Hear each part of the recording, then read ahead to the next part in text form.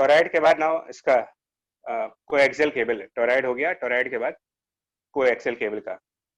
अब ये क्या होता है कोएक्सियल केबल, बिकॉज यही तो सबसे ज्यादा यूज होती है।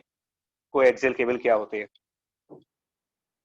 तो कोएक्सियल केबल का मतलब होता है दो सिलेंडर्स, है ना, दो cylinder with the same axis. तो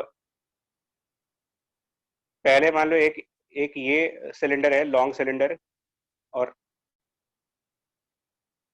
इसके इनसाइड डायग्राम बड़ा दिखा देते हैं, इसके आउटसाइड दिखा देते हैं एक और सिलेंडर है। तो दो सिलेंडर्स हैं,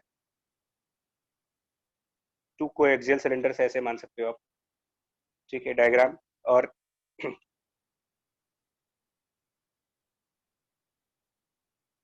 इनर वाले की रेडियस, जो इनसाइड वाला सिलेंडर है और आउटसाइड सिलेंडर में, इनर वाले की रेडियस ए है और आउटसाइड वाले की radius b. Height of cylinder को एच मान लेते हैं, सिलेंडर की हाइट एच है, height of cylinder h. Current जो है वो कुछ इस तरीके से फ्लो कर रहा है। फ्लो ऑफ करंट की अगर हम बात करें तो फ्लो ऑफ करंट कुछ ऐसे है। इनर सिलेंडर के सरफेस से, इनर सिलेंडर के सरफेस के से आई करंट ऊपर जा रहा है और आउटर सिलेंडर के सरफेस से आई करंट वापस आ रहा है। इनर वाले से आई ऊपर जा रहा है और आउटर वाले से करंट आई नीचे आ रहा है। दोनों के सरफेस से करंट जा रहा है, दोनों के सरफेसेस के थ्रू करंट जा रहा है। मतलब अंदर एक हॉलो स्पेस कह सकते हो, यहाँ पर ये हॉलो स्पेस है, यहाँ पर कोई करंट नहीं है, इस स्पेस में कोई करंट नहीं है, ठीक है, no current in this space. सिर्फ सरफेस के थ्रू गया और सरफेस के थ्रू वापस आ गया। अब इसका सेल्फ इंडक्टेंस कैलकुलेट करना है मेरे को, कि इस सिस्टम की सेल्फ इंडक्टेंस की वैल्यू कितनी होगी। तो बेसिकली ये मैग्नेटिक फील्ड का ही चैप्टर हुआ है। मैग्नेटिक फील्ड देखते हैं क्या होगा। सबसे पहले एम्पियर लॉ आएगा। सिलेंडर्स के केसेस में हमेशा एम्पियर लॉ से निकालते हो।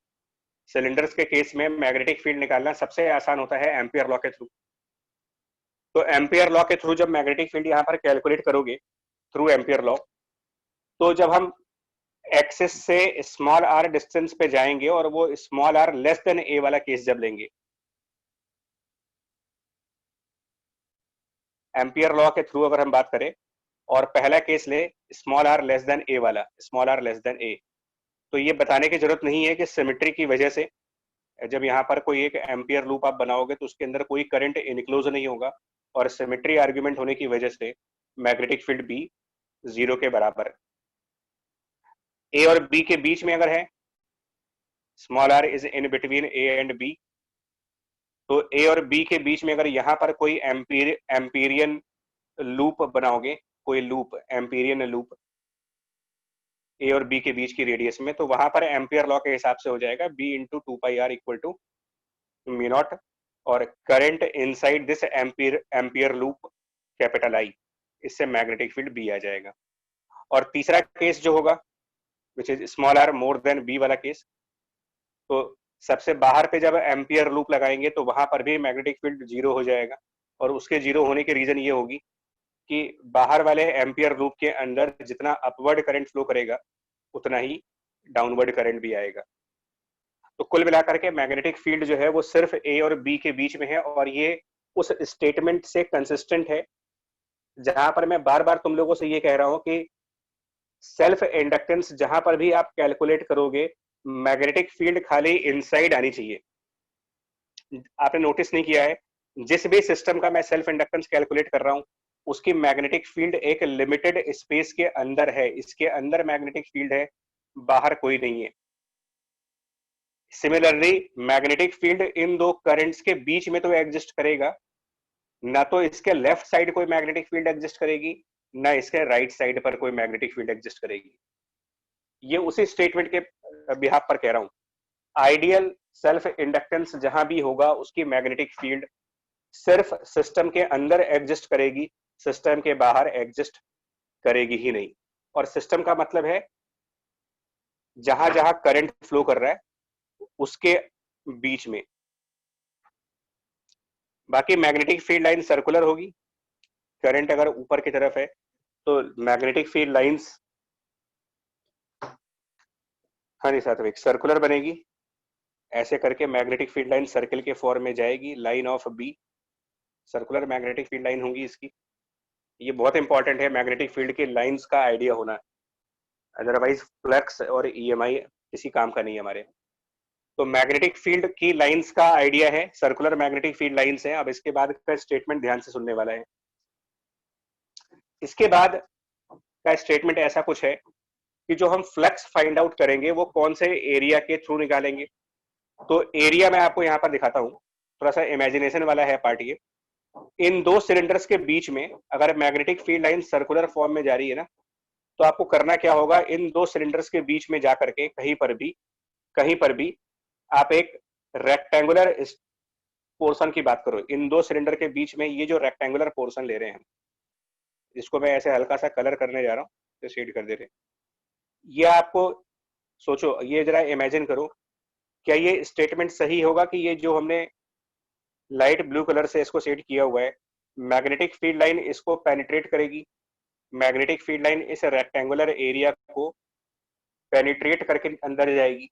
ये स्टेटमेंट सही है कि जो मैग्नेटिक फील्ड लाइन सर्कुलर दिखा रहा हूं मैं, ये सर्कुलर मैग्नेटिक फील्ड लाइन इस रेक्टेंगुलर एरिया को परपेंडिकुलरली क्रॉस करके जाएगी, इसके परपेंडिकुलरली क्रॉस करके जाएगी। सही स्टेटमेंट है। तो हम लोग इसी का फ्लक्स फाइंड करेंगे, इसी एरिया का फ्लक्स निकालेंगे। फ्लक्स आप उसी एरिया का निकालना जिसको मैग्नेटिक फील्ड आर पार क्रॉस कर रही हो, आर पार कर रही हो, क्रॉस कर रही हो, एक साइड से दूसरे साइड चली जा रही हो। तो अगर ये सर्कुलर लाइन है तो यहां से मैग्नेटिक फील्ड लाइन इस एरिया को क्रॉस कर जाएगी, दूसरे साइड से निकल जाएगी। लेकिन क्योंकि वो स्मॉल आर पे डिपेंडेंट है, स्मॉल आर पे डिपेंडेंट है, तो फिर हमें यहाँ पर स्ट्रिप चूज करनी पड़ेगी इसकी, क्योंकि मैग्नेटिक फील्ड ना डिपेंडेंट है स्मॉल आर के ऊपर, तो फिर वो डी आर वाली स्ट्रिप लेनी पड़ेगी। मतलब डायरेक्टली फ्लक्स कैलकुलेट नहीं हो सकता, डी आर की स्ट्रिप आपको चूज करनी ही पड़ेगी, और फिर उसके हिसाब से चलेंगे तो फिर कुछ ऐसा बन जाएगा। यहाँ से जो मैग्नेटिक फील्ड आ रहा है mu not I upon 2πr, और ये d r into h area हो गया, h d r area, b into d a, और इसको हम लोग ए से बी इंटीग्रेट करके फ्लक्स फाइंड करेंगे, और उस फ्लक्स को बाद में आई से डिवाइड कर देंगे, फ्लक्स डिवाइडेड बाय आई कर देंगे, एंड दैट्स सेल्फ इंडक्टेंस। सो एक बार देखा जाए ना यार, आपको अभी टाइम लग रहा है, लेकिन मैथमेटिकल पोर्शन बहुत ज्यादा नहीं है इसके अंदर।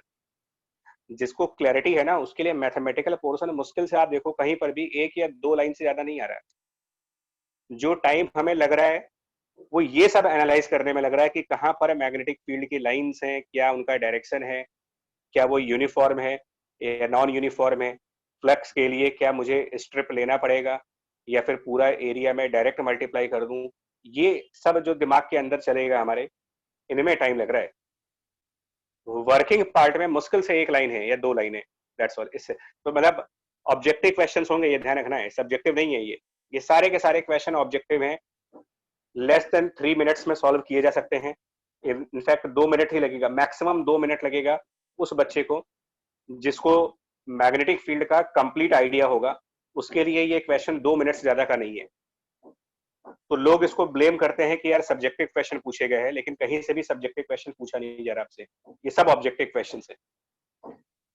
सेल्फ इंडक्टेंस कैलकुलेट करना एक ऑब्जेक्टिव आर्टिकल में ही आएगा, सब्जेक्टिव क्वेश्चन होगा ही नहीं कभी ये।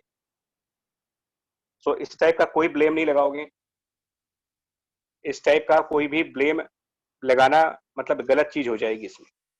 मैं एक और एग्जांपल देता हूं, बताते हैं अभी, एक सेकंड चलो।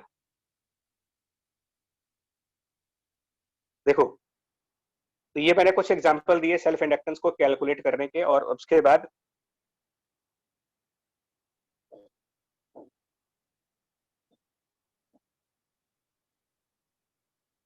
देखो हम लोगों ने एक स्टेटमेंट बीच में दिया था कि अगर हम किसी लूप में, एक स्टेटमेंट हम लोगों ने ये दिया था यार कि अगर हम किसी लूप के अंदर वर्क डन का एक कंसेप्ट डिस्कस हुआ था हमारा, हम लोग का एक कंसेप्ट डिस्कस हुआ था वर्क डन का, ठीक है। थोड़ा सा उसको रिवाइज रिवाइज करते हैं। तो यहाँ पर एक छोटा सा टॉपिक है which is self EMF, self inductance के बाद सेल्फ ईएमएफ। क्या है ना कि जब सेल्फ इंडक्टेंस की डेफिनेशन हम लोगों ने कही है कि फाई अपॉन आई है, तो इसी डेफिनेशन से फ्लक्स को self inductance multiplied by current भी कह सकते हैं। तो अब हम लोगों ने कैपिटल एल तो देख लिया किस तरीके से कैलकुलेट किया जाता है। मतलब कैपिटल एल जो है ना, ये एक प्री डिफाइंड वैल्यू होगी किसी भी सिस्टम की। This is a pre defined या गिवन कह सकते हो, प्री डिफाइंड या फिर given value for a coil होगी, या तो दी होगी, या फिर अगर अगर हमारे न्यूमेरिकल में पिछले 6 में से जैसे टोराइड आ गया, तो एग्जामिनेशन वाले ये उम्मीद करते हैं कि आपको सेल्फ इंडक्टेंस का ये फॉर्मूला याद भी होगा। वो ये भी उम्मीद करते हैं कि सेल्फ इंडक्टेंस याद रहा होगा। जो बेकार एग्जाम लेने वाले हैं, अच्छे एग्जाम लेने वाले आपको सेल्फ इंडक्टेंस की वैल्यू दे देते हैं। तो ये एक प्री डिफाइंड वैल्यू है, मतलब कि सेल्फ इंडक्टेंस गिवन है मेरे को, इसके बारे में मुझे आइडिया है पहले से, सेल्फ इंडक्टेंस की वैल्यू पता है। ऐसी कंडीशन में सेल्फ इंडक्टेंस की वैल्यू जहां पर आपको मालूम होती है, वहां पर ईएमएफ जो कि फेराडेज लॉ के according minus d phi by D t है,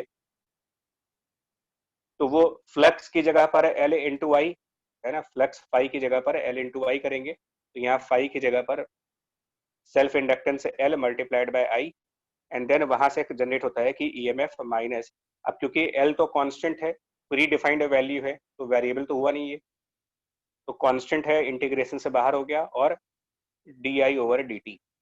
तो इसको हम कह रहे हैं कि ये हमारे लिए एक ईएमएफ का तरीका, ईएमएफ कैलकुलेट करना होगा अगर मुझे सेल्फ इंडक्टेंस पहले से पता है तो। और अगर नहीं पता है सेल्फ इंडक्टेंस तो कोई बात नहीं, फ्लक्स निकाल लेंगे। फ्लक्स फ्लक्स के थ्रू तो ईएमएफ आप यूनिवर्सली निकालते ही हो, मतलब EMF in terms of flux, ये तो एक यूनिवर्सल लॉ है ही इस पूरे चैप्टर के लिए। फायदा तब हो जाता है जब सेल्फ इंडक्टेंस की वैल्यू क्वेश्चन में दी गई हो, तो फिर हम EMF directly self inductance into rate of current से निकाल सकते हैं, minus L D I by d t से। और ये माइनस वही पुराने लेंज लॉ है ना, उन्हीं का है, मतलब वो माइनस एक बार दे के चले गए और वो आज तक हम लोग कैरी कर रहे हैं उनके पापों को। तो दिस इज सेल्फ ईएमएफ, मतलब कि इंडक्टेंस की वैल्यू। एज एग्जांपल इसको हम सिंपल तरीके से समझा दे रहे हैं आपको, सेल्फ ईएमएफ में माइनस कैसे देखते हैं कि मान ले हमारे पास कोई एक ये स्प्रिंग, अच्छा ये जो स्प्रिंग है ना, ये एक्चुअली सॉरी इस एग्जांपल नहीं है, ये सर्किट सिंबल है, ये भी तो पढ़ लिया होगा स्कूल भी, circuit symbol for the inductor, circuit symbol of inductance है ये, circuit symbol of inductance spring जैसा होगा हमेशा, ऑलवेज स्प्रिंग।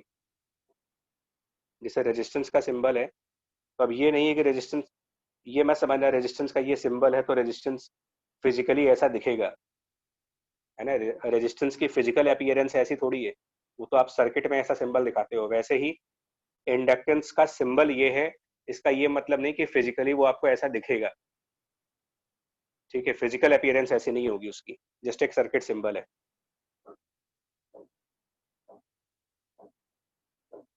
तो एज एग्जांपल में हम लोग ये कह रहे हैं कि यार ये एक सिंबल है, जस्ट एल लिखा है, मान लो एल की वैल्यू कही गई 3 एच फॉर हेनरी, 3 हेनरी, और इसके अंदर एक करंट आई फ्लो कर रहा है, ठीक है ना, इसके अंदर एक करंट आई फ्लो कर रहा है जिसकी वैल्यू 20 इंटू टी स्क्वायर है, मतलब current as a function of time है, current as a function of time. और किसी ने कहा find EMF at a time T equal to 2 seconds, कितना ईएमएफ होगा, 20 टी स्क्वायर एम्पियर में है।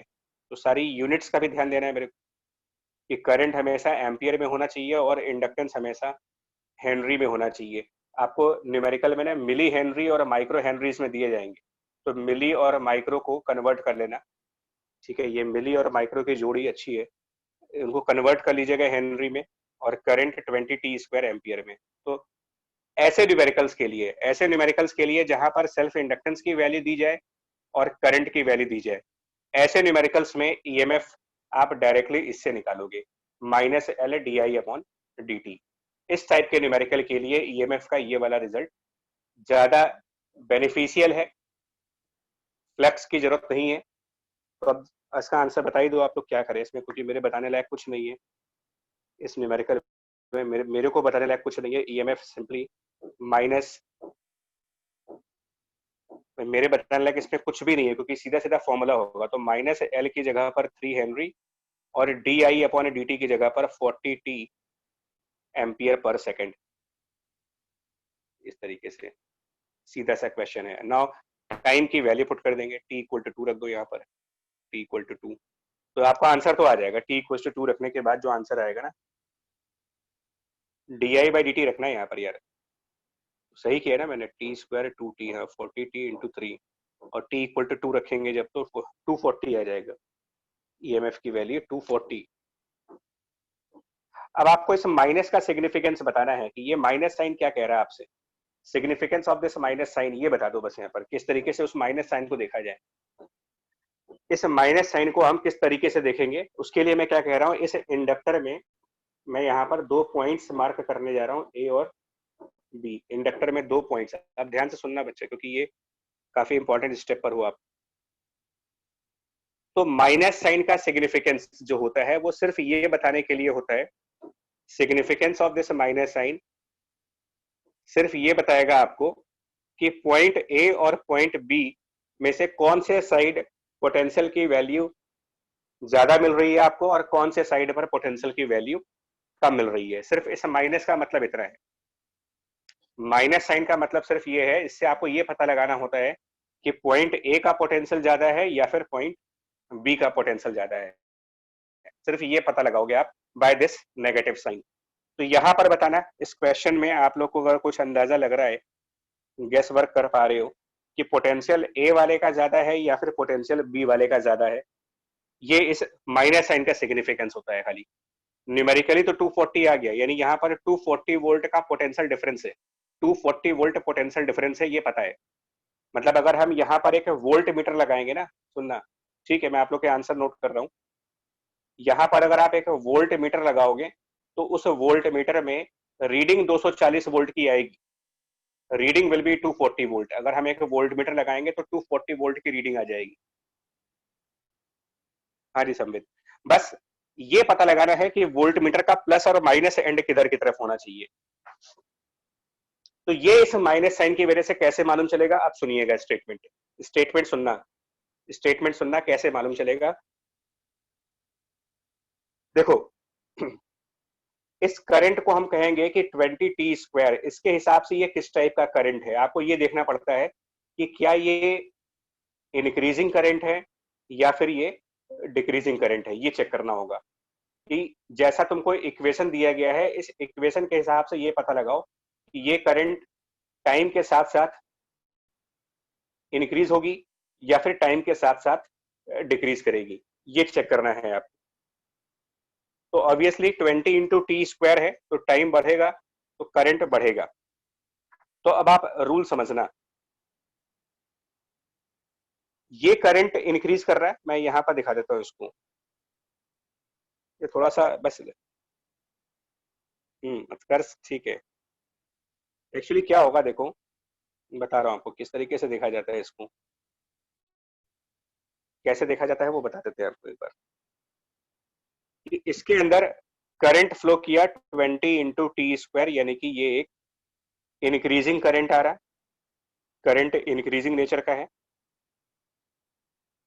तो यहां पर जो ईएमएफ इंड्यूस होगा, EMF induced must be such that must be such that another current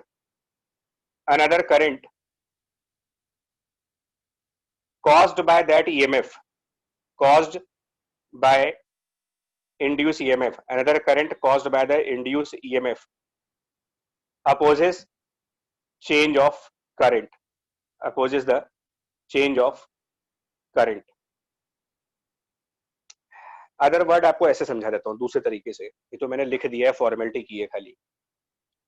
अगर करंट राइट साइड फ्लो कर रहा है और इंक्रीज कर रहा है, तो हम कहेंगे DI की डायरेक्शन ये होगी, ये डायरेक्शन ऑफ DI है, this is the direction of DI। क्योंकि अगर करंट की डायरेक्शन राइट साइड है और वो इंक्रीज करेगा तो DI हमेशा उसी डायरेक्शन में होगा, और जिस डायरेक्शन में DI है EMF हमेशा उसके अपोजिट साइड पर आएगा, EMF हमेशा उसके अपोजिट साइड पर होना चाहिए, यानी कि जो आपका पोलैरिटी होगा वो हमेशा DI के अपोजिट मिलेगा।